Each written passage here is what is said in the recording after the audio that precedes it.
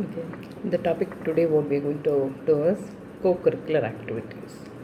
This is a term which we use in school extensively, and in general, within all the other activities, like apart from academics, all those activities which are chartered for a happy learning situation, we can consider as co-curricular activities.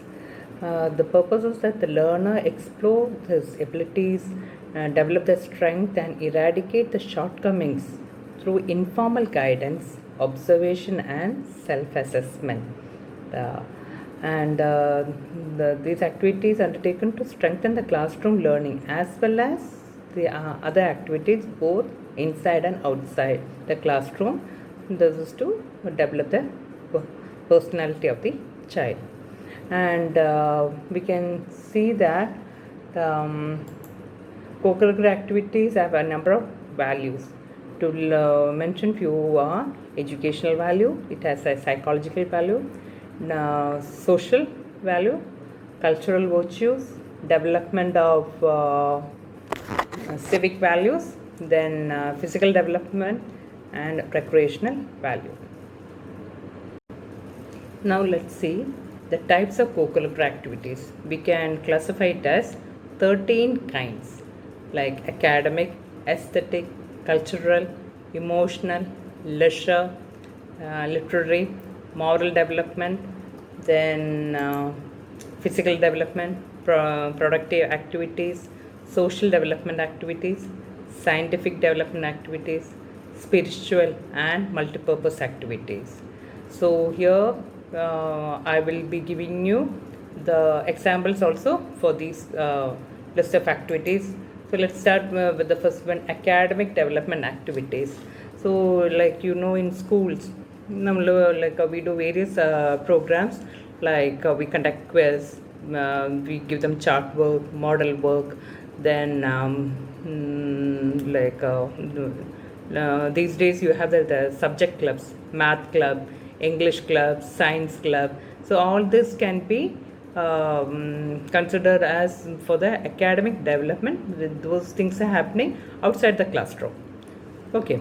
And now next the aesthetic development. The aesthetic development is all music, dance, painting, fancy dress, all can be listed as aesthetic for the development of aesthetic values. Then cultural examples, what I can give you is youth parliament, student councils, social services, etc. And for emotional, it is like camps, speech, field trips, all kinds of celebrations, etc. And for leisure, like we can consider as that hobby classes type, like album making, photographs, coin collection, then stamp collection, then even educational tools can be in that list. Then literary development, it all is all conducting debates, magazine work and all, book reading, then essay writing, those competitions and all that, story writing, and all library work can also come under this category. Then for moral development, like social activities, morning assembly, drama can be put in this group. And physical development, definitely you know that. And in that NCC, yoga, swimming, then indoor and outdoor activities and all that. Next is productive activities. In productive, we can say like all creative work. So like clay work, toys, soap making, book binding, then kitchen garden. So all that can be examples for productive. Then social development, that is for social development, you have that community services, national NSS, National Service Scheme, and initiative by school, by the students to clean up the school surroundings and all. നമ്മൾ ഇത് സേവനവാരം എന്നൊക്കെ പറഞ്ഞിട്ട് പണ്ട് ഇത് അങ്ങനത്തെ ഒരു ആക്ടിവിറ്റിയൊക്കെ ഉണ്ടായിരുന്നു. Then scientific is all like again field trips, then science quiz exhibitions and all can be considered for scientific development activities. Spiritual can be yoga, then visit to work places of worship, and then any kind of meditation classes on those are all can be for spiritual development. And multipurpose activities examples can be like adult education, then prize distribution, tree plantation, etc. So these are the 13 categories of type of co-curricular activities, and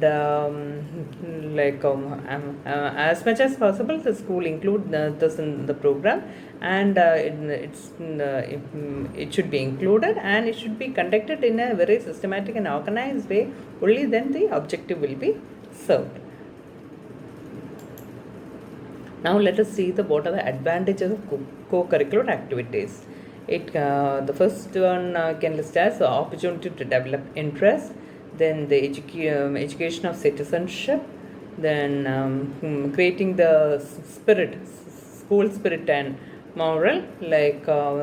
At that junction we can teach them to learn to sacrifice, to working together, taking pride in success, all those. That can be with their practical experience, all that can be inculcated. Then moral and spiritual development, mental and physical health, all-round social development, widening the students' contact. Here that is interacting with eminent personalities. So that is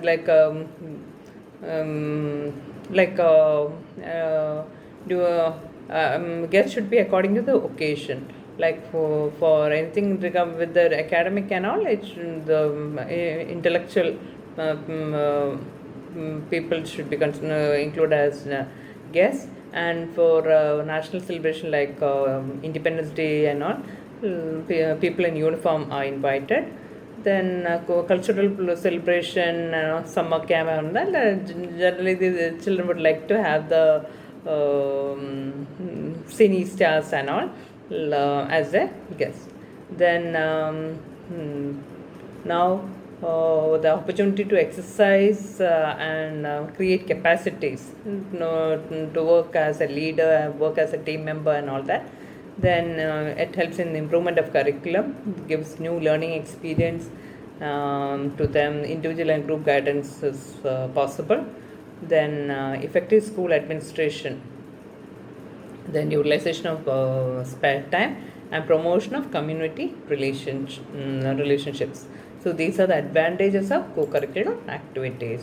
Now let's move to the principles of co-curricular activity. Here the principles, there are 6 principles. Equal opportunity should be given to all. The variety of activities and choice should be there. There should not be any restriction. Then wide distribution of participation, accounting to the special needs. The children with special needs should also be a part of the program, and they all it should be planned in such a way that they can also participate. Then motivation for the class instruction. So these are the principles of good curriculum. And now I would like to tell you about the school council. In progressive schools and all, you have the schools council. How is it formed, and let's see what are the expectations and what's the purpose of it. So the school council is a group elected and volunteer students working with the adult advisor within the framework of the school. It works similar to our constitution. It provides a mean for students' expression and assistance in school affairs and activities, give an opportunity for students to experience leadership and encourage students' activity. So, it is like we can say it is they are elected in a similar manner in the democratic principles. They are elected. They are the representatives, and they have some responsibilities. And there is a specific purpose for creating this student council. Well, let's see what are the objectives. And it is to allow the pupil to participate or manage co-curricular affairs, to develop student responsibility, to develop initiative, to develop leadership, and to develop school pride, then for citizenship training, promote general welfare, help in the internal administration of the school, to provide students opinion, and show them a working model of a government. So like in when they are learning about the civics and civics and in like in political science and all, they learn about the government, how is it formed and all. So here you can showcase it in such a way where they understand it very effectively, and otherwise at the age of 18 only, they will be able to cast their vote. By then they will be out of school. That demonstration and all, in a very miniature manner, we can show it in the school. And there in schools they have the proper where they have that even the each candidate is given their you call that logo, and students will have to identify. Then they have that program of casting the vote in the ballot paper. Then meet the candidates. The students who are contesting the election, they have to do the campaign. They have to do a presentation. They have to say make everybody familiar with their post, and what is the post, and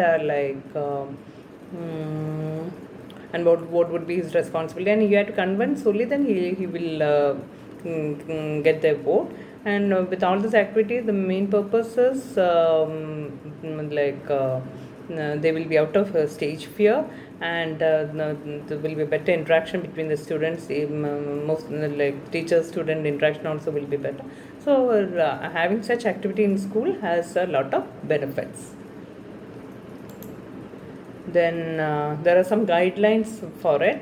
Guiding principles are it should be according to the what is decided by the school. Representation should be from all the sections. It should be kept simple. There should be clarity. There should be authority, and all this should be on a constructive program. And a supervision council. There should be a teacher representative in this group to guide them as per the requirement. And then few activities which is taken up by student councillors, regulatory activities, then assembly activities, orientation to new students, recreational activities, welfare activities, where income generating. Example for that is like a Help Age India and all, where you have some contributions are collected, and that has been used for a genuine and cause, like helping out the needy and all that.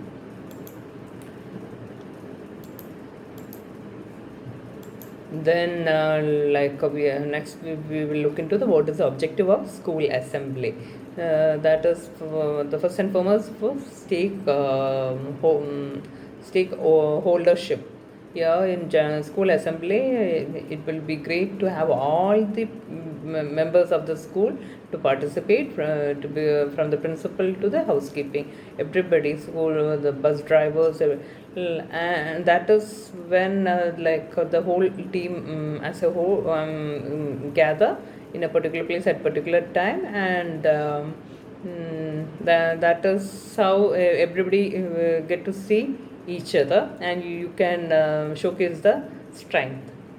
That is to unify the school. Then the other one is to share what is going on in the school.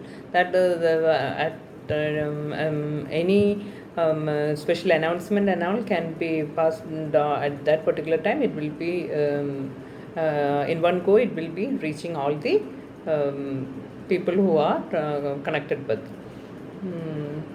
Then develop desired attitude to learn and appreciate, to identify the hidden talents. That is like in assembly also, you give turns to section by class wise and also there the children, when we create opportunity, definitely they'll come out of the shell and they will participate to help them to, and this way will help them to overcome the stage fear. And to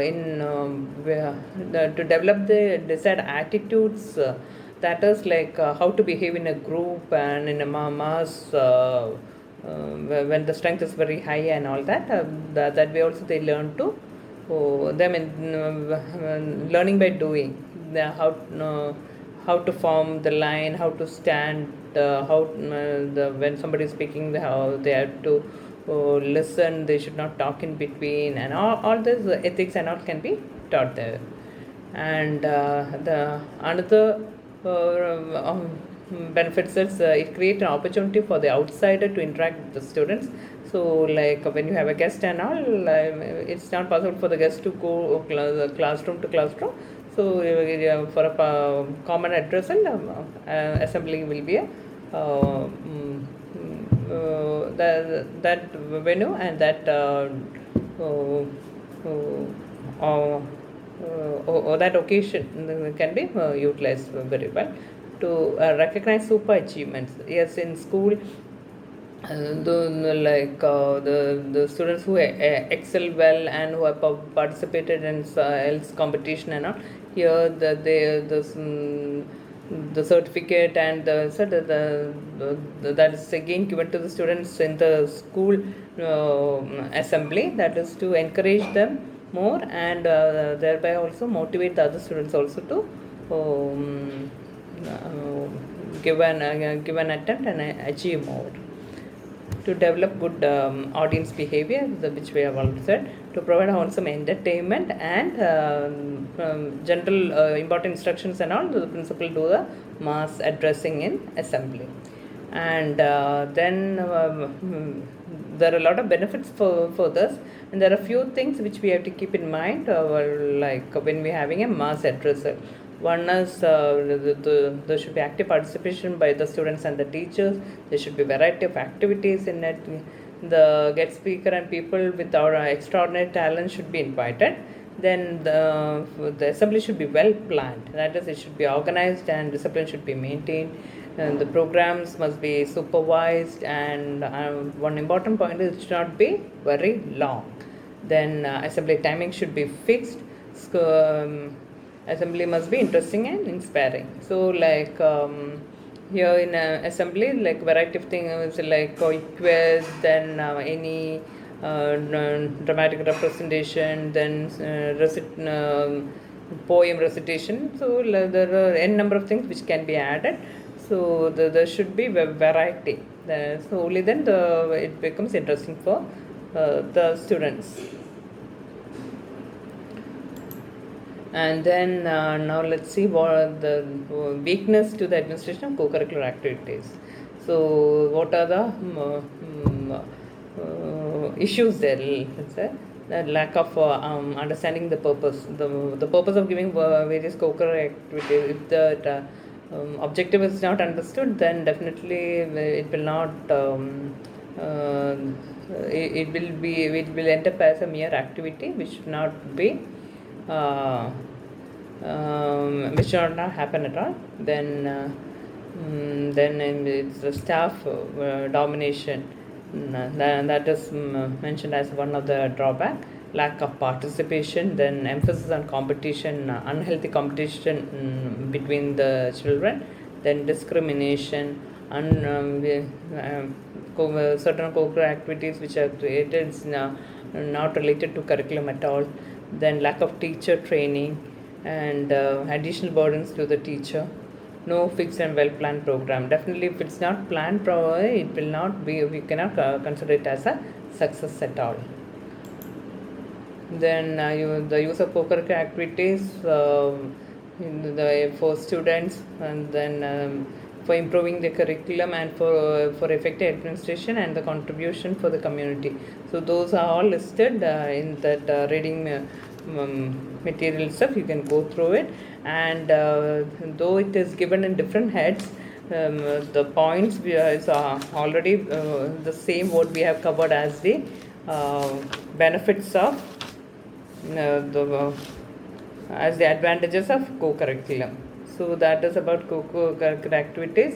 So like now, even when you are deciding on the which school to take admission for your children, the like academics, definitely most of the school, I mean all CBSE school, the curriculum, the subject and all will be same, and as I said, it's the co-curricular activities which give the weightage, deciding which and what other kinds of program voters offered from school to school.